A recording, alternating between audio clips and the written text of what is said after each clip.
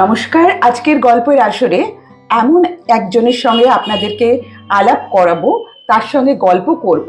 তিনি আমাদের খুব প্রিয় একজন। তিনি হলেন একাধারে সাংবাদিক, অন্যদিকে ফিল্ম মেকার। তার মুখ থেকে আমরা সমস্ত গল্প আজকে শুনে নেব।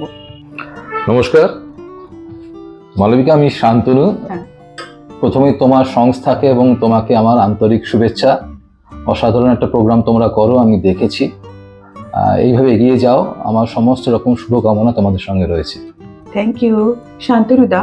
এই যে আপনি বহু পুরনো এক মুখ সাংবাদিকতায়, আপনি অনেক দিন ধরে সাংবাদিকতা করে চলেছেন। এই যে আপনার মানে এতদিন ধরে সাংবাদিকতা করছেন, নানা রকম তো ঘটনার পরিপ্রেক্ষিতে আপনাকে এখানে আসতে হয়েছে।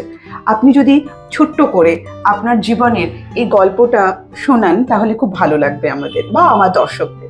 সত্যি মালবিকা, একটা 25-26 বছরের যাত্রাপথ, লং ডিস্টেন্সে একটা জার্নি, একটা বড় জার্নিতে চড়াই উতরাই থাকে। আমার সেই প্রফেশনাল জার্নিতে একটা চড়াই উতরাই ছিল। সরকারি নিয়োগপত্র ছেড়েছি সাংবাদিকতা করব বলে, মায়ের অদম্য উৎসাহ পাশে পেয়েছি। সেই সময় যা একদম অবিবাহিত ছিলাম, অনেক স্বপ্ন, অনেক কিছু, সেগুলো সামনে দেখে একবার চেষ্টা করেছি। প্রথম কাজ সেই অর্থে, ছোটবেলা থেকে লেখালেখির প্রতি আগ্রহ ছিল, বিভিন্ন জায়গায় প্রকাশিত হতো, উৎসাহ পেতাম, বাবা উৎসাহ দিতেন। বাবা একজন সরকারি কর্মচারী ছিলেন, তা সত্ত্বেও উনি বরাবর চেয়েছেন আমি মেইন স্ট্রিমের বাইরে আনকনভেনশনাল কিছু করি। যদিও সাংবাদিকতাকে সেই অর্থে আনকনভেনশনাল বলা হয় না, তো বাবা ভালোবাসতেন, লেখালেখি করছি, পেপারে বেরোচ্ছে, অ্যাপ্রিসিয়েট করতেন, সেটা উৎসাহ পেতাম। তো সেই শুরু। পরবর্তীকালে খুব অল্প বয়সে বাবা চলে যাওয়ার পর সাংবাদিকতা নিয়ে পড়তে পড়তেই সাংবাদিকতা শুরু করি। জীবনের প্রথম সুযোগ আসে সেই অর্থে মিঠুন চক্রবর্তী সংস্থায় কাজ। এখনো মনে আছে, যে নাকি আমি ইন্টারভিউ দিতে যাই, 103 আমার গায়ে জ্বর ছিল। ওয়াকিং ইন্টারভিউ, সকাল 9টায় কল টাইম ছিল, সেটা হয়েছিল অনেক পরে, প্রায় সন্ধ্যের দিকে। তো বাবা সদ্য মারা গেছে, মাথা নেড়া, মাথায় টুপি পরা। সেই সময় একজন বিদগ্ধ সাংবাদিক আমাকে প্রশ্ন করলেন যে মাথায় টুপি পরে আছো কেন? আমি বললাম যে আমার বাবা সদ্য মারা গেছে। মারা গেছে, কি লজ্জা পাচ্ছ নাকি? আমি বললাম সেই সময়, মনে আছে পরিষ্কার, যে লজ্জা আমি পাইনি, বরং আমি আজকের প্রজন্মের ছেলে চুল বড় করে রাখতে ভালোবাসতাম, টেরি কাটতে ভালোবাসতাম সেই অর্থে। তো আমার প্রিয় জিনিসটা আমি প্রিয় মানুষকে আমি সম্বোধন করে এসেছি। যদিও বাবা কমিউনিস্ট মানসিকতা ছিলেন, বাবা এগুলো পছন্দ করতেন না, তবু আমার প্রিয় মানুষটাকে আমি সেটা দিয়ে এসেছিলাম। আর আমি তখন বলেছিলাম যে আমার এই চুল, আমার এই মাথা, যে মুন্ডন মস্তক, আমি মানুষকে দেখিয়ে কোনো রকম সহানুভূতি আমি চাইনি, সেই জন্য আমি টুপি পরে এসেছি। সুতরাং দুটোকে রিলেট করার কোনো কারণ আমি দেখছি না। হয়তোবা সেই প্রশ্ন এই উত্তরটা তাদের ভালো লেগেছিল, আমাকে আলাদা কোনো প্রশ্ন করেনি। আর আমাকে তিনি বলেছিলেন, তোমার সঙ্গে কথা বলে ভালো লাগলো, পরে নিশ্চয়ই দেখা হবে। ঠিক 2 দিনের মধ্যে আমার বাড়িতে অ্যাপয়েন্টমেন্ট আসে স্পিড পোস্টে। সেই যাত্রা শুরু। এখনো ধাক্কা খেতে খেতে খেতে খেতে বা তোমাদের মতো মানুষের পাশে পেয়েছি, ভালো মানুষের পাশে পেয়েছি, ভালো মানুষের উৎসাহ পেয়েছি, এখনো করে যাচ্ছি। আপনার কথাগুলো শুনতে শুনতে সত্যি আমার মানে সেই আপনার ছোটবেলার কথাটা আমার চোখের সামনে যেন ফুটে উঠছে। অনেক সত্যি সত্যি অনেক কষ্ট করে প্রত্যেকটা মানুষকে নিজের জায়গায় দাঁড়াতে হয়। আপনার ক্ষেত্রেও তাই, আপনার চোখেও কত স্বপ্ন ছিল। এরপরে কি হলো? আপনি নিশ্চয়ই কোনো মিডিয়া জয়েন করলেন। এই তো এতগুলো বছর যে গেল, বিভিন্ন জায়গায় তো আপনি কাজ করেছেন। তারপরে কোনো মানুষ চায় যে সেখান থেকে বেরিয়ে এসে নিজের মতন করে কিছু করার, কাজ করার। আপনিও সেটা করেছেন। তো আপনি যখন নিজে কিছু করার চেষ্টা করেছেন, কেন আপনার ক্ষেত্রে এটা কেন হলো? দেখো, শুরুটাই যেহেতু একটা বড় ব্র্যান্ড, বড় সংস্থার সঙ্গে যুক্ত হয়ে কাজ করেছিল, ফলে এক ধাক্কায় প্রথমেই অনেকটা এগিয়ে গিয়েছিলাম। ম্যানারিজম, প্রফেশনালিজম, বডি ল্যাঙ্গুয়েজ, আশেপাশে সেই সুবৃহৎ নাম, সবকিছু যেন আমাকে এক ধাক্কা অনেকটাই বুস্ট আপ করেছিল। তুমি যেটা বললে যে প্রত্যেকেই চায় এককভাবে কাজ করতে, প্রত্যেকেই চায়, সেটা আমি জানি না প্রত্যেকে আদৌ চায় কি না। বা প্রত্যেকের ক্ষেত্রেই সেটা হয় কিনা, আমি কিন্তু প্রথম দিন থেকেই চেয়েছিলাম যে আমি কিছু একটা করব। সেই যে বললাম ছোটবেলায় যে সাংবাদিকতা করার একটা ইচ্ছে ছিল, বাবার উৎসাহ ছিল, আমার উদগ্র বাসনা ছিল, আমার সেই চাওয়াটাও ছিল আমি কিছু করব, আমি আলাদা হব।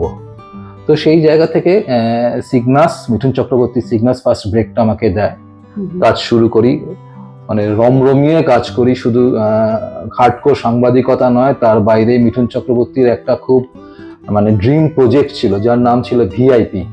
মানে আমরা জানি ভিআইপি মানে very important person, Mithun Chakraborty VIP ছিল ভেরি ইগনোর্ড পার্সন। যে সমস্ত অবহেলিত অনাদৃত মানুষরা যাদের একটা ভোট কিনতে একটা সরকারকে পরিবর্তন ঘটিয়ে দিতে পারে, সেই সব মানুষরা সারা বছর কিভাবে কাটায়, আদৌ কি তারা সেই আলোয় পদপ্রদীপে আলোয় থাকে, বা মানুষ তাদের কি রাখতে পছন্দ করে, এটা ছিল মূল ভাবনা আর কি, একটা নন ফিকশন বেসড প্রোগ্রাম। তো মিঠুন চক্রবর্তী ইচ্ছে সেই প্রোগ্রামটা ডিরেকশনের দায়িত্ব আমার পড়ে আর কি। ফলে প্রচুর শিখেছি ওই প্রোগ্রামটা করতে গিয়ে, একদম মানে হার্ডকোর সাংবাদিকতার বাইরেও যে একটা মিডিয়ার জগৎ আছে সেটা প্রথম আমি টের পাই সেই প্রোগ্রামটা করতে গিয়ে। তো সেই কাজ করি, সাংবাদিকতা করি, তারপর নিজেকে একটু ভেঙে চুরে করব বলে বা দেখবো বলে সেই নেশায় আমি আরেকটি সেই সময় বড় চ্যানেলে নিযুক্ত হই অ্যাজ এ নিউজ কোঅর্ডিনেটর। সেই সময় নিউজের একটা অন্য মাত্রা ছিল। চ্যানেল হচ্ছে এশিয়ান টেলিভিশন নেটওয়ার্ক। তো সবাই জানে এটিএন যাকে বলা হতো, যে এটিএন বাংলা বা বাঙালি মানুষকে কোন জায়গা নিয়েছিল। আমি নিউজ কোঅর্ডিনেটর হিসেবে জয়েন করি। তারপরে সেখান থেকে একটা জায়গায় যাই, সিটিভিএন। প্রথম সেখানেও নিউজ ইনচার্জ হিসেবে জয়েন করি, পেয়েছিলাম বিদগ্ধ সাংবাদিক, বরেণ্য সাংবাদিক সুদেব রায় চৌধুরীকে। তিনি ছিলেন নিউজ এডিটর, আমি নিউজ ইনচার্জ। সুদেব দা মানে এক ফোনে আমি যাই এবং সুদেব দা সেদিনকে বলেছিলেন, আজ থেকে আমার আর কোনো কাজ নেই, আমি গল্প করব তোমাদের সঙ্গে, কাজের লোক এসে গেছে। এই কথাগুলো না উৎসাহ দিত। রাতের পর রাত জেগে থাকতাম যে এই কথাগুলো আমাকে এই ভরসা করে বলছে সবাইকে, আমাকে সামনে রেখে এর মর্যাদা দিতে হবে। ফলে কাজ সেইভাবে করেছি। আমার সময়কালে সিটিভিএন স্যাটেলাইট হয়। ফলে তারপর বিভিন্ন চ্যানেলে, কলকাতা টিভি, সেই সরকারি চ্যানেল, দূরদর্শনে বেশ কিছুদিন কাটিয়ে, তো তখনই কাজ করতে করতে কিছু ইয়ে করতাম, দুষ্টুমি করতাম। চ্যানেলে কাজ করাকালীন যখন ছুটির দিন থাকতো তখন কাউকে না জানিয়ে ডকুমেন্টারি শুট করতে চলে যেতাম। কিভাবে চলে যেতাম না, যে যখন আমার ছুটি হবে আগের দিন, তখন একটু ম্যানিপুলেট করে আমার যারা কলিগ আছে তাদেরকে বলতাম একটু বেরোবো, তোরা সেকেন্ড হাফটা সামনে নিতে পারবি। বন্ধু ছিল, খুব ভালো ছিল। তো কিছুই নেই সঙ্গে, বাইরে যেতে গেলে, দুদিন স্টে করতে গেলে ন্যূনতম কিছু জিনিসপত্র তো লাগে। তো দোকান থেকে একটা ঝোলা কিনে নিতাম, নিজের ব্যাগটা আমার ডেস্কে লক এন্ড কি করে দিতাম, একটা ছোট টাওয়াল, একটা টুথব্রাশ, একটা পেস্ট, আর একটা শর্ট প্যান্ট, আর কিচ্ছু না। এগুলো কিনে নিয়ে ব্যাগে নিয়ে বেরিয়ে পড়তাম। হাওড়া স্টেশনে মিট করতাম যাদের সঙ্গে কাজটা করব, যে ডকুমেন্টারি বানাতে যাব বা যেটা তথ্যচিত্র বা শর্ট ফিল্ম বানাতে যাব। ধরো মালদা যাচ্ছি, মুর্শিদাবাদ যাচ্ছি, ওদের সঙ্গে ইয়ে করে নিতাম আর কি, কোথায় দাঁড়াবো, বড় গড়ির তলা দাঁড়াবো নাকি 8 নম্বর কাউন্টারের সামনে দাঁড়াবো, সামনে দাঁড়াবো, স্টেশনের সামনে দাঁড়াবো, প্ল্যাটফর্মের সামনে, উঠে পড়তাম। তো পরের দিনটা ছুটি থাকতো, সেদিনকে গিয়ে পৌঁছে দিয়ে ভোর থেকে কাজ শুরু করে দিতাম। আর আমরা না খুব পরিকল্পনা মাফিক কাজ করেছি। স্টোরি বোর্ড ট্রেনে যেতে যেতে রেডি করেছি, ক্যামেরাম্যানের সঙ্গে ডিসকাশন করেছি যাতে তাড়াতাড়ি কোনো এনজি শট কম হয়, তাড়াতাড়ি কাজ করতে পারি, বা অল্প সময়ের মধ্যে ম্যাক্সিমাম কাজটা যেন করতে পারি। এই কাজটা করে পরের দিন ভোরে আমরা চলে আসতাম। আপনি তো অনেক মানে হেক্টিক জার্নি, একদম প্রচন্ড শরীরের পক্ষে চাপ পড়তো, কিন্তু এত আনন্দের সঙ্গে কাজটা করতাম না, মানে কোনো রকম মনে হতো না যখন ক্লান্তিকর কাজ করেছি। যেহেতু ভালোবাসা এক্স্যাক্টলি, মানে নেশাটা যখন পেশা হয় তখন বোধহয় এরকমই হয়। ডাইরেক্ট অফিসে জয়েন করতাম, মানে মানুষ জানতেই পারতো না যে আমি বাইরে, মানে আমাদের অফিসে কয়েকজন কলিগ ছাড়া আমি কাজ করে বাইরে থেকে এসেছি। আবার তার দুদিন পরে অফিস থেকে কাজ করে আউট হাউসে বাইরে এডিট শুটে বসতাম, সারা রাত কাজ করতাম, কাজ করে পর দিয়ে অফিসে আসতাম। তো এইভাবেই কেটেছে, আনন্দের সঙ্গে কেটেছে, মজা করে কেটেছে, কাজ শিখেছি, কাজ করেছি, তার ফল এখনো টিকে আছি। একদম আপনার কথাগুলো শুনতে সত্যি আমার ভীষণ ভালো লাগছে। আর কিভাবে কত কষ্ট করে কিন্তু সেই সময়টাতে ওভারকাম করে ফেলেছেন। আর এখন যে যুগ, তখনকার থেকে তো এখন তো পুরোটাই আলাদা। এখন পুরোটাই সোশ্যাল মিডিয়াকে নিয়ে আমাদের সবটা, সোশ্যাল মিডিয়ার মধ্যেই আমাদের সব কাজকর্মগুলো চলছে। হ্যাঁ। তো ইদানিং এখন একটা নিউজ পোর্টাল খুব নাম করে ফেলেছে, সেটা হচ্ছে জয় বাংলা সংবাদ।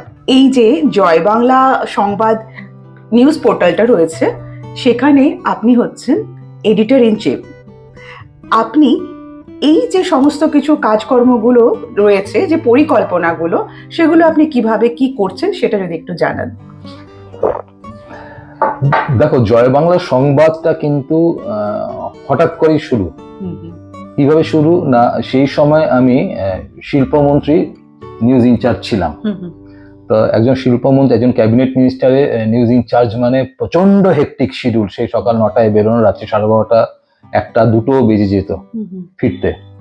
তো সেই সময় যেহেতু আমি নিজে কিছু করব, নিজে করতে আমার বেশি ভালো লাগার জায়গা, সেটা নিজের কাজ, সেটা আমার মিসেসও জানতেন। ফলে মিসেস মনে করেছে কোনো একটা জায়গায় বোধহয় আমার একটা মানে দুঃখ বোধহয় গ্রো করছে, বা না পাওয়া বা না করা একটা হতাশা বোধহয় বাড়ছে। তো ও কিন্তু নিজের মধ্যেই একটা নিউজ ফর্ম তৈরি করে আর কি। যেহেতু দেখো, একটা সময় আসে, একটা সময় ছিল যখন সকালবেলা ঘুম থেকে উঠে খবরের কাগজে সেই গন্ধটা না পেলে মানুষের সারা দিন ভালো যেত না। আমরা তার ব্যতিক্রম ছিলাম না। সেই সকালবেলা 2টো পেপার আমাদের বাড়িতে আসতোই, একটা ইংরেজি একটা বাংলা। প্রত্যেক বাড়িতেই বোধহয় এরকম কম বেশি ছিল, আমরা ব্যতিক্রম ছিলাম না। তারপরেও আরো পেপার সারাদিন ধরে পড়তাম। তার পরবর্তীকালে টিভি মিডিয়া এলো। তো এইটা তো একদম ডিজিটাল প্ল্যাটফর্ম। এখন সবাই রাত্রে শোয়ার আগে কিন্তু একবার চোখ বুলিয়ে নেয়। সারাদিনই আমরা ইয়ে করি। নিউজটা এখন ওয়াচিং টাইমটা এখন অনেক বেড়ে গেছে প্রত্যেকটা মানুষের ক্ষেত্রে। তো সেই যখন আমি কাজ করছি এইভাবে, আমি তার হয়ে তার পেজ চালাচ্ছি, তার ইয়ে করছি, সে কোথায় মিটিং করবে, কার সঙ্গে তার অ্যাপয়েন্টমেন্ট থাকবে, তার ইয়ে কি হবে, কতক্ষণ কথা বলবে, সেগুলো আমি শিডিউল তৈরি করতাম। প্রধানমন্ত্রী দপ্তর থেকে চিঠি আসছে, সেইটাকে ইয়ে করা হবে, বলা হবে কিভাবে বলবে, বা সমস্ত রাজ্যের সমস্ত শিল্পমন্ত্রী বা সেই সময় অন্য মন্ত্রী ছিলেন, আমি তখন থেকে শুরু করেছিলাম তার সঙ্গে কাজ করা। প্রত্যেক মন্ত্রীর সেই সময় করোনা পিরিয়ড চলছিল, ওই ভার্চুয়াল মিডিয়ায় প্রত্যেক মন্ত্রীর সঙ্গে রাজভবনে রাজ্যপালের সঙ্গে একটা ভার্চুয়াল মিটিং হবে, সেই স্ক্রিপ্টটা কি হবে সব আমি করতাম। করার পরে সেই উনি যেটা বললেন সেটাকে রুদ্রোদ্ধার যেহেতু ব্যাপারটা হতো, সমস্ত মিডিয়া বাইরে বসে থাকতে সেই মিডিয়াগুলোকে আমি দিতাম। সেখান থেকে তারা ডিজিটালি বা ওই করে অনলাইন করতেন, ভিসাটের মাধ্যমে বা ওবির মাধ্যমে। তো এই হেকটিক শিডিউল সারাদিন আমি লিড করতাম। তো কিন্তু একটা না পাওয়ার যন্ত্রণা কিন্তু ছিল, না করার যন্ত্রণা একটা ছিল, যে নিজের কাজ। মিসেস সেটা বুঝতেন। উনি একদিন আমাকে বললেন যে, জানো, আমি না একটা পেজ ফর্ম করেছি, নিজের মতো করে কিছু খবর ছাড়ি। বাহ, এমন তাই নাকি? তুমি আমাকে বলনি তো, দেখাও তো। যখন আমাকে দেখালেন, তার প্রায় 1K তার ভিউ হয়ে গেছে, মানে ফলোয়ার হয়ে গেছে। এবং সত্যি সে খবর ছাড়তো নিজের মতো করে, অপটু হাতে সে, কিন্তু তার ভালোই রেসপন্স দেখছি। আমাকে বলতে, দেখো, তোমার তো নিজের কাজ করার ইচ্ছে, তুমি যখন ওখানে একটু সময়টা পাও, তুমি অবসর সময় এরকম খবর ছাড়বে। অবসর সময় তুমি নিজের মতো করে তোমার নিজের চিন্তা ভাবনাগুলো সংবাদ সংক্রান্ত বা তুমি সারাদিন যা দেখছো সেগুলো তুমি ছাড়বে। গুড আইডিয়া, ভোট আসছে, এইটা নিজের মতো করে করা শুরু করলাম। তাহলে সেক্ষেত্রে খবরটা কিন্তু প্রথম আমার কৃতিত্ব না, আমার মিসেসের কৃতিত্ব। জয় বাংলা সংবাদের শুরুটা মিসেসই আমাকে কো-অ্যাডমিন করলেন। শুরু হলো সেই কাজ। আজকে প্রায় অর্গানিক 1 লাখ আমার তার ফলোয়ার। নট অনলি দ্যাট, জয় বাংলা সংবাদের আরেকটি সন্তান রয়েছে, তার নাম হচ্ছে গোল্ড ডিজিটাল স্পোর্টস। যা হয় আর কি, মানে আজকের প্রজন্ম সন্তান তো একটু কম বয়সী, সে রমরম করে দৌড়চ্ছে। ওই বলে না, আজকালকার ইয়ে করা হয়, মেজারমেন্ট করা হয় বা পরিমাপ করা হয়, নিক্তির পরিমাপ, মনিটাইজ সে কতটা। গোল অনেকটাই এগিয়ে আছে জয় বাংলা সংবাদের থেকে। জয় বাংলা সংবাদ খবর দিচ্ছে প্রচুর, গোল মানে সেই অর্থে পয়সা আনছে প্রচুর আর কি। সুতরাং ভালোই মন্দই মিশিয়ে চলছে। তবে full credit goes to my wife. ও না থাকলে হয়তো জয় বাংলা সংবাদ দিনের আলো দেখতো না। শান্তনুদা, ইদানিং দেখছি এত কর্মকাণ্ড তো আপনি করে চলেছেন, থামবার পাত্র তো আপনি নন। ইদানিং দেখতে পাচ্ছি যে আপনার একটা অ্যাওয়ার্ড শো হচ্ছে, সেটা হচ্ছে বেঙ্গল এক্সেলেন্সি অ্যাওয়ার্ড। সেটা যদি একটুখানি বলেন, যেটা কি ব্যাপারটা কি? ওই নিজে করব ওই জিনিস আবার। তো যখন দেখো প্রচুর কাজ করেছি, তো এই তো ডকুমেন্টারি করেছি, প্রায় 150 উপর আমার ডকুমেন্টারি আছে সরকারি বেসরকারি স্তরে আর কি। নিজে প্রচন্ড স্পোর্টস ফ্যানাটিক। আমি ফার্স্ট সাংবাদিক যে ভারতের মধ্যে first ever in India sports related audio visual program আমি করতাম, যার নাম ছিল গোল। সেই আজকে আমার স্পোর্টস পেজটার নামও Goal Digital Sports. Manabika, first ever in India বা ফার্স্ট এভার এই শব্দগুলো আমার জীবনের সঙ্গে অনেকবার হয়েছে। ফার্স্ট এভার ইন ইন্ডিয়া আমি ফুটসাল বলে একটা সকার করেছিলাম। ফুটসাল মানে হচ্ছে ইনডোর সকার, বিদেশে খুব চর্চা হয় এবং এর ওয়ার্ল্ড কাপ, ফিফা স্বীকৃত ওয়ার্ল্ড কাপ হয়। কথায় আছে যদি তুমি ভালো ফুটবলার হতে চাও তাহলে তোমাকে আর্টিফিশিয়াল টার্ফে তোমার বল কন্ট্রোল শিখতে হবে, তাহলে এমনি ন্যাচারাল গ্রাউন্ডে তার 8 গুণ সেটা তুমি করবে, বৃদ্ধি পাবে তার ক্ষমতাটা।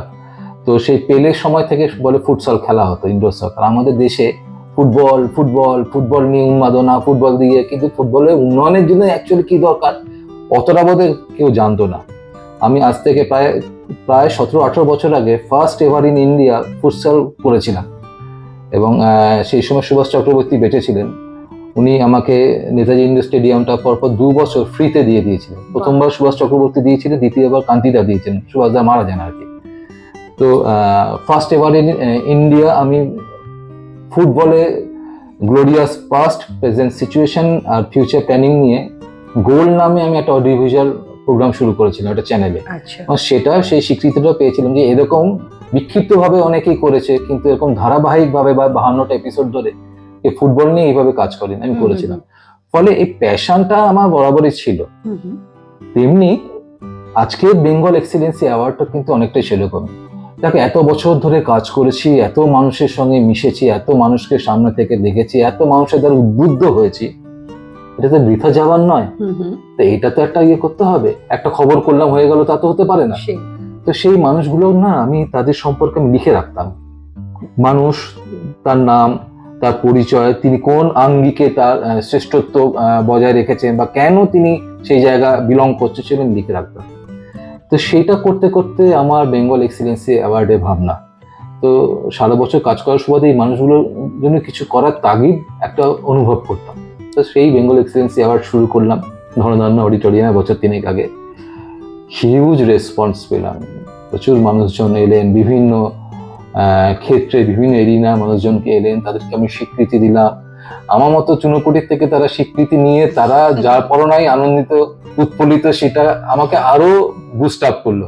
পরের বছরও করলাম সায়েন্স সিটিতে, এবং পরের বছরও বেশ কয়েকজন মন্ত্রী সহ অনেক মানুষজন এলেন যারা নিজ নিজ ক্ষেত্রে মানে চূড়ান্ত সফল বা বাংলার জন্য তারা নিভৃতে ভেবেছেন, নীরবে ভেবেছেন, সবাইকে মিশ্রিত করতে করেছিলাম। এবছরও সেটা করছি, সায়েন্স সিটিতে করছি আগামী 25শে জানুয়ারি। তো বেঙ্গল এক্সিলেন্সি অ্যাওয়ার্ড মানে বাংলাকে নিয়ে তো, তবে যা হয় আর কি, বাংলা ঘরে ঘরে প্রতিভা রয়েছে এবং বাংলা বিভিন্ন জোনে এমন প্রতিভা রয়েছে যারা বিশ্বকে লিড করতে পারে বিভিন্ন ক্ষেত্রে। একদম একদম, এটা আমরা ইতিহাসও বলছি, আজকেও আমরা দেখে এসেছি। তো সবাইকে তো একটা প্ল্যাটফর্মে আনতে পারা যায় না একটা ছোট প্রোগ্রামে। আমি শুরু করলাম জেলায় জেলায় করা, ধরো আসানসোল এক্সিলেন্সি অ্যাওয়ার্ড করলাম, প্রচুর মানুষ এলেন, এবারও করলাম। এবার একটা প্ল্যান করেছি বেঙ্গল এক্সিলেন্সি অ্যাওয়ার্ডের পর আমার শিলিগুড়িতে যাব, শিলিগুড়ি এক্সিলেন্সি অ্যাওয়ার্ড করব। যে উত্তরবঙ্গে যে 8টা জেলা আছে, সেই উত্তরবঙ্গের কৃষ্টি, কালচার, তাদের সংস্কৃতি, তাদের খেলাধুলা, তাদের শিক্ষা, সব ক্ষেত্রে সেই বিদগ্ধ মানুষজনদের আমরা ফেলিসিটেট করব। তো এইভাবে কাজটা করছি। এবারও বেঙ্গল এক্সিলেন্সিটা হবে 25 তারিখ। আশা করি তোমরা পাশে আছো, নিশ্চয়ই ভালো হবে। প্রচুর মানুষজন পাশে আছেন, কাজ করছি, কোনো কাজই আটকায় না। যদি মনে ইচ্ছে বা তাগিদ থাকে সমস্ত কাজ করা যায়। অন্তত আমার মতো কপর্দক শূন্য মানুষ তো সেটা বুঝেছি আর কি। তো কাজ এগোচ্ছে, show must be going on. এটা আপনি যে বললেন যে আপনার মতন চুনোপুটির কাছ থেকে প্রাইজ নিয়ে তারা খুব খুশি, এটা কিন্তু একদম বলবেন না। কারণ সত্যি মানুষের কাছে এই যে আপনি সম্মান দিচ্ছেন, ভালোবাসা দিচ্ছেন, এটা তো অনেকটা, তাই না? দেখবেন কোনো কেউ যদি কাউকে গিফট করে, সেটা কতটা মানে যাই গিফট করুক না কেন, সেটা কিন্তু প্রচণ্ড আনন্দের বিষয়। আজ এখন আমি আপনাকে একটু অন্য রকম প্রশ্ন করতে চাই। এই যে আপনি তো সবসময় কাজের মধ্যে ছিলেন, দৌড়োদৌড়ি করছেন, এখানে একবার ডকুমেন্টারি করছেন, একবার নানা রকম কাজের মধ্যে ব্যস্ত। এই ব্যস্ততার মধ্যে আপনার মনের ঘন্টাটা কখন বাজলো, মানে কখন আপনার মনে প্রেম জন্মালো, কখন মনে হলো যে আপনার এবার বিয়ে করা উচিত? বা এই যে বিয়ে করতে গেলে তো প্রেম তো লাগে, সে প্রেমটা কিভাবে এলো আপনার জীবনে, সেটা যদি একটু বলুন। দেখো, কথায় আছে না, প্রেম যে কিসে হয় কেউ কি জানে। আমিও জানতে পারিনি। প্রেম হয়তো হয়েছিল, টের পাইনি। অ্যাকচুয়ালি ইয়ে মানুষ তো, ওই আমার মিসেস যেটা বলে আর কি, রসকসহীন মানুষ আমি। আচ্ছা। আমিও অবশ্য মনে করি না, আমার ভিতরে রস আছে, আমিও সেইটা উপলব্ধি করি। আগে আরো করতাম, তবে ওই যে সময়ের অভাব ছিল। কিছু করব, আলাদা কিছু করব, ব্যতিক্রমী হব, ক্যারিয়ারিস্টিক ছিলাম। ছোটবেলা থেকে কুইজ, ডিবেট এগুলো করতাম। প্রেম বোধহয় এসছিল, সেটা বুঝতে পারিনি। পরে হয়তো বুঝেছি, তাহলে এগোলে ভালো হতো বোধহয়, বা ঘন্টিটা পরে বেজেছে, বা টিউবলাইটটা পরে জ্বলেছে, ক্লিক ক্লিক করছিল, আমি ভেবেছিলাম কোনো ইয়ে হচ্ছে হয়তো। তো যাক, প্রেম হলো, বিয়েও হলো, ঘরণীও পেলাম, সঙ্গিনী পেলাম, সবচেয়ে বড় কথা আমি একজন কলিগ পেলাম। একদম। একা যেই লড়াইটা করতাম, যেই করতে করতে একটা সময় মনে হতো সত্যি একা, দিনের শেষে যে কাউকে আমি আমার ফিলিংটা বোঝাতে পারছি না, যে এটা করলে বোধহয় একটু ভালো হতো, বা তোমার থেকে রেসপন্সটা একটু পেলে ভালো হতো। বোঝানোর চেষ্টা করেছেন, হয়তো রেসিপ্রোকেট করেনি, কিন্তু জীবনসঙ্গী রেসিপ্রোকেট করলে, ঝগড়াও এখন প্রচুর করে, কিন্তু সেই ঝগড়ার মধ্যে থেকে বুঝতে পারে যে 99% ভালোটাই বোধহয় বোঝে। এখন বয়স হচ্ছে তো, এখন ওই রিফ্লেকশনটা বোধহয় কমছে, কারণ এত দিয়ে ফেলেছি মেশিন, তো যত বেশি মেশিন কাজ হবে তার ডেপ্রিসিয়েশন তত হবে। মানুষও বোধহয় তাই, কাজ প্রচুর করে ফেলেছি আর কি। 8 ঘন্টা কাজের জায়গায় 18 ঘন্টা কাজ করেছি। বেশ, আজকে প্রেমটা বোধহয় একটু মাখো মাখো, তার প্রকাশটা হয়তো হয় না, তার প্রকাশটা হয়তো সেই টিনেজের মতো হয় না, তার প্রকাশটা হয়তো সেই পাবলিকলি হয় না, কিন্তু এই ঝগড়ার মাঝেই সেই প্রেমটা বুঝতে পারি। ঠিকই বলেছেন যে এক এক সময়ে প্রেম এক এক রকম, তবে আমার মনে হয় প্রেম ঝগড়া হোক বা যাই হোক না কেন, সেই ঝগড়াটাও কিন্তু প্রেমের মধ্যেই থাকে। আর একদম পরিণত বয়সে প্রেমের মানেটাই আলাদা। সেই ঝগড়া তো আর সেই রকম নয় যে ছেড়ে চলে যাব বলা হয়, বাট ছেড়ে যাওয়া যায় না। সেটাই, সকালবেলাতে যখন ঝগড়া হয়, রাত্রেবেলা যখন অসুস্থ হয়ে ফিরি, ওই রাত জেগে সেই পুরনো প্রেমিকই আর কি পাশে থাকে। সেই তো খুব, আর প্রেম বাড়ে, কমে না। এবারে শান্তনুদা, আপনি বলেছেন যে আপনি প্রথম যখন জয়েন করেছেন তখন মিঠুন চক্রবর্তীর সাথে কাজ করেছেন। আমার না খুব জানতে ইচ্ছে করে, উনি মানুষটা কেমন, মিঠুন চক্রবর্তী? সত্যি তো বাঙালিদের একটা মানে কি বলবো, প্রাউডের জায়গায় রয়েছে, আবেগের জায়গা রয়েছে। তো সেক্ষেত্রে উনি মানুষ হিসেবে কেমন? আসলে দক্ষিণ কলকাতার ছেলে তো, বর্ন এন্ড বট আপ একদম হার্ডকোর দক্ষিণ কলকাতা। দক্ষিণ কলকাতা, উত্তর কলকাতা যেমন আড্ডার জায়গা, দক্ষিণ কলকাতা কিন্তু কম নয়। খেলার মাঠে আড্ডা, রুয়াকে বসে আড্ডা, এগুলো আমরাও করেছি। তো ছোটবেলা থেকেই আমার বাড়ির নাম ছিল বুম্বা, ডাক নাম যাকে বলে।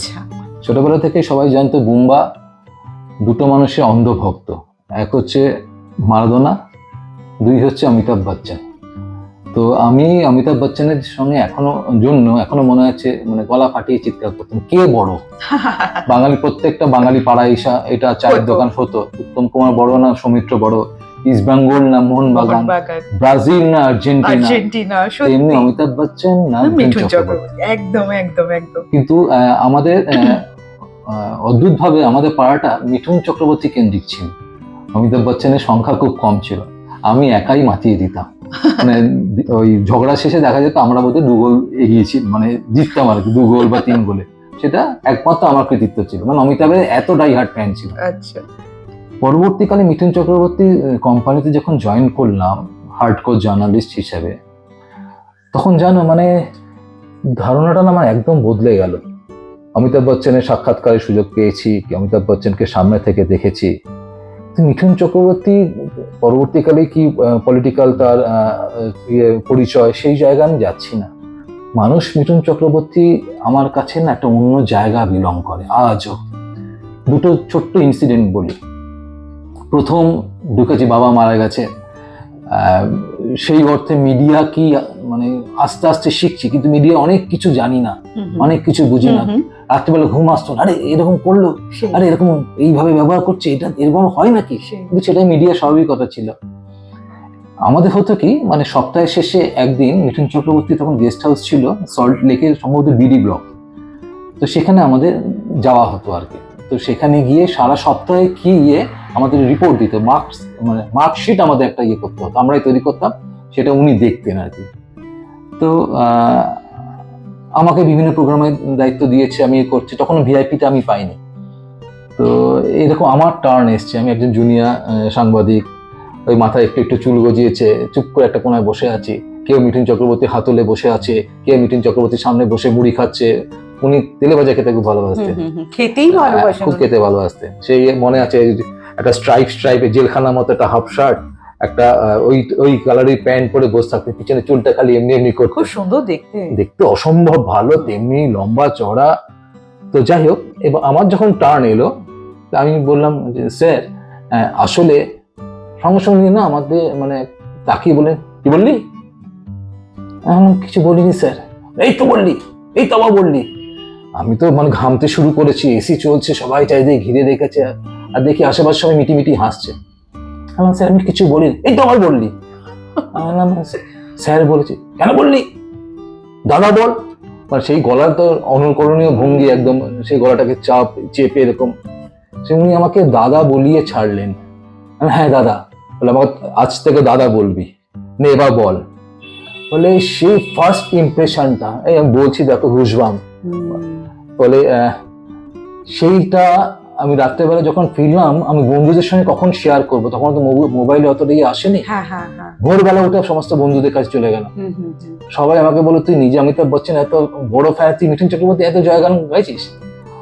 আজকে ওই সেই ঘটনাটা আজও আমাকে নাড়া দেয়। আরেকটা ঘটনা, লন্ডনে যখন ফিল্ম ফেস্টিভ্যাল চলছে, তো এরকম অনেকগুলো নিউজ কভারেজ করেছি, প্রায় 4-5টা কভারেজ হয়ে গেছে। তো সেই দিনই ওই গগনেন্দ্র প্রদর্শনশালায় পরমিন্দর কাউর বা এরকম একজন আর্টিস্টের, পাঞ্জাবি আর্টিস্টের তার ফটো এক্সিবিশন চলছে। তো সেই সময় ওয়াসিম কাপুর ছিলেন, মিঠুন চক্রবর্তী উদ্বোধন করতে গেছে, আরো অনেকে, তুষার তালুকদার ছিলেন, সুচিত্রা মিত্র, সেই সময় মিঠুন একটা গ্রুপ ছিল, আমরা সেই টিমটাই ছিলেন। তো করলাম, কভারেজ করলাম, আমরা দাদা বলতাম, দাদার ইন্টারভিউ করলাম। সেই ধাক্কা পড়ে ধুতি, সেই অসম্ভব সুন্দর লাগছে মানুষটাকে, করে নিয়ে সব হয়ে যাওয়ার পর নিচে যেহেতু সাংবাদিকতা করতাম, স্পেশালাইজেশন আমার ফিল্ম ছিল, ফিল্মের স্টুডেন্ট, আমি একটু নন্দনে ঘুরতে গেছি, মানে এবারে ফিল্ম ফেস্টিভ্যালের কার্ডটা পেলাম না, একটু মনে একটু দুঃখ ছিল। দেখ হয়ে গেছে, ক্যামেরা পার্সন ছবি টবি তুলেছে, এবার করছে, খাওয়া দাওয়া করবে, আমি তোরা একটু দাঁড়া, আমি একটু ঘুরে আসি, দেখি পুরোনো কারোর সঙ্গে মিট হয় কিনা। একটু ঘুরতে গেছি, জাস্ট মিনিট খানেক, হঠাৎ দেখি মিঠুন চক্রবর্তী ড্রাইভার দৌড়াতে আসছে। আমি, শান্তনুদা তুমি কোথায়? আমি এখানে ঘুরছি। বলে যাও, দাদা ডাকছে, যাও না, দেবে। দেবে মনে হচ্ছে কি ভুল করেছি নাকি। আমি তাড়াতাড়ি সেই গেট দিয়ে, পিছনে গেটটা দিয়ে যাচ্ছি, যে ওখানে মিঠুন চক্রবর্তী গার্ড, যারা সিকিউরিটি গার্ড গুলো, শান্তনুদা কোথায় ছিলে, দাদা কখন খুঁজছে, যাও না, দেবে। এতগুলো যাও না দেবে শুনে তো আমার তো অবস্থা খুব খারাপ আর কি। তো এত লোকের সামনে আত্মসম্মান বোধ ছোটবেলাতেই খুব বেশি, কি দেবে এখন। তখন গেছি, দরজাটা খুলে যে কেউ নেই, ভিতরে ঢুকেছি, আমি জিজ্ঞেস করলাম মিঠুন দা কোথায়, একজন গার্ড ছিলেন, সবাই ফটো এক্সিবিশন দেখছে, তখন হচ্ছে ঘরে মিটিং করছে। আমি দরজাটা খুলেছি, ক্যাচ করে খুলেছি, দেখে একটা রাউন্ড টেবিলের মতো, একটা ফার্স্ট রাউন্ড একটা টেবিলকে ঘিরে রেখেছে, সেকেন্ড রাউন্ড আরেক মানুষের কিছু সবাই ডিগনিটারি সেলিব্রিটি ঘিরে রেখেছে। আমি আর মাথা খুঁজে পাচ্ছি না কে মিঠুন চক্রবর্তী, মানে সব মাথায় আমার এক লাগছে আর কি, মানে ভিতরে টেনশন। হঠাৎ কোথায় গেছিলি, ঠিক এই টাইপের সেই তার গলার আওয়াজ। দেখি তুষার তালুকদার, সুচিত্রা মিত্রর সঙ্গে উনি বসে আছে, মিটিং করছেন আর কি। আমি বললাম দাদা একটু ফিল্ম ফেস্টিভ্যাল চলছিল, আমি তো তোতলাচ্ছি, একটু দেখতে গেছিলাম। খেয়েছিস? আমাকে বল। না না দাদা, মানে আরে দিদা বস, মানে ওনার পাশের চেয়ারটা, ওইখানে বসে আছেন সবাই, একজন উঠে গেলেন, আমাকে বসালেন, বসিয়ে ওইখানে ওকে ইয়ে দে, খাবার দে। Mithun Chakraborty fish fry, fish cutlet খুব প্রিয় ছিল, সেই ফিশ ফ্রাই, এখন যেগুলো ফ্রেঞ্চ ফ্রাই বলে, ফ্রেঞ্চ ফ্রাই, কফি, অনেক কিছু সে টেবিল সাজিয়ে আমাকে, প্লেট সাজিয়ে আমাকে দিল। আমি কি আর খেতে পারি? সমস্ত লোক, সমস্ত মানুষজন আমার দিকে তাকিয়ে আছে। ওয়াসিম কাপুর, ওই ভদ্রমহিলা মিসেস কাউর বলছেন, ও তো আমার ইন্টারভিউ করে গেল, এই করলো সেই করলো। তো আমি তো প্রায় রীতিমতো কাঁপছি মানে ওটা আমি খেতে হবে ওদের সামনে, সেটা ভেবে। কত বড় মনে মানুষ এবং কত বড় প্রফেশনাল, উনি সেটা বুঝতে পেরেছেন যে আমি আনইজি ফিল করছি। ফ্র্যাকশন অফ সেকেন্ডে সমস্ত অ্যাট্রাকশনটা নিজের দিকে নিয়ে নিলেন। হ্যাঁ, আমরা কোথায় যেন ছিলাম বলে সব ওনার দিকে ঘুরলো, সেই ফাঁকে আমি গোগ্রাসে খেতে লাগলাম, দেখলাম কেউ দেখছে না আমাকে, খেয়ে নি তাড়াতাড়ি। খাবারটা জাস্ট মানে শেষের পথে, এই ওকে আরেকটা ফিশ ফ্রাই দে। মানে আমি যে গোগ্রাসে খাচ্ছি, এতক্ষণ কাজ করেছি সারাদিন, সত্যি কিছু মানে পেটে খাবার পড়েনি, উনি সেটা বোধহয় বুঝতে পেরেছিলেন। আমি না না খা। ফিশ ফ্রাই আমাকে দিয়ে গেল, আমাকে বলছে কটা নিউজ করেছিস আজকে? হ্যাঁ দাদা এটা 5 নম্বর। বলে আর কটা আছে? আর একটা আছে দাদা। বলে ওটা করতে হবে না, আমি অমুককে ফোন করে দিচ্ছি, যিনি আমাদের দায়িত্বে ছিলেন, অমুককে ফোন করে দিচ্ছি, তো হয় অন্য টিম পাঠা, কিংবা এটা কালকে তুই করে নিবি, তুই বাড়ি চলে যা। তো সেই আমি সারাদিন কাজ করেছি, আমার পেনলেসটা মুখে ফুটে উঠেছে, বা আমি বিধ্বস্ত, আমার পেটে খাবার পড়েনি। যখন ইন্টারভিউ করছি তখনই বোধহয় উনি টের পেয়েছিলেন, তা নাহলে এইবার ডেকে পাঠাবেন কেন? পাশে বসিয়ে খাওয়ালেন, অ্যাসিওর করলেন যে তোমাকে কাজ করতে হবে না, তুমি বাড়ি যাও, তুমি রেস্ট নাও, পরে করবে। আর কি প্রমাণ হতে পারে যে মানুষটা কোন লেভেলে? ওই মানুষটা আমার কাছে ভগবানের সমান। ঠিকই শান্তনুদা, মানে অমিতাভ না মিঠুন, কে বড় কে ছোট সেই বিচারে যাচ্ছি না। তবে এখন মিঠুনদার চেহারা দেখে খুব খারাপও লাগে, তবে তিনি কিন্তু জীবনটাকে ভালোভাবে কাটিয়ে নিয়েছেন, যে সময়টা যেভাবে করতে হয়। আমি কেন, অনেকেই তার দীর্ঘায়ু কামনা করি। অমিতাভ জি কি সেটা নিয়ে আলোচনার বিষয়বস্তু এখন নয়, বাট মিঠুনদা অনেক কিছু করেছেন আমাদের সাধারণ মানুষের জন্য। যাই হোক, আমিও মিঠুনদাকে প্রচন্ড ভালোবাসি। এই যে এতক্ষণ যে শান্তনুদা যে এত কর্মব্যস্ততার মধ্যে থাকেন, আর তার জীবনের এত গল্প, যেটা একটা এপিসোডে শেষ করা যাবে না। আমার মনে হয় শান্তনুদাকে নিয়ে আরো অনেক গল্প করার আছে। তাই এপিসোড 2 আমি বলে রাখলাম, আমাদের আসবে গল্পের আসরে। আপনারাও অপেক্ষা করুন শান্তনুদার সঙ্গে আবার অন্য কোনো বিষয়ে গল্প করার জন্য। আজকে এই পর্যন্তই, ভালো থাকবেন, নমস্কার। নমস্কার।